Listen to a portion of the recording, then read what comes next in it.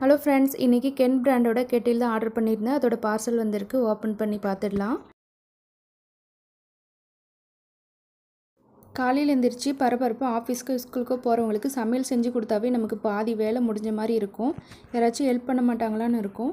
இந்த டைமில் நமக்கு ஹாட் வாட்டர் இருந்தால் நம்ம வந்து வெஜிடபிள் வேக வைக்கிறதுக்கோ ஃபில்டர் காஃபிக்கோ க்ரீன் டீ போடுறதுக்கு எதுவாக இருந்தாலும் நம்ம வந்து இன்ஸ்டண்ட்டாக இந்த ஹாட் வாட்டரை யூஸ் பண்ணிக்கலாம். ரொம்ப ஹெல்ப்ஃபுல்லாக இருக்கும்.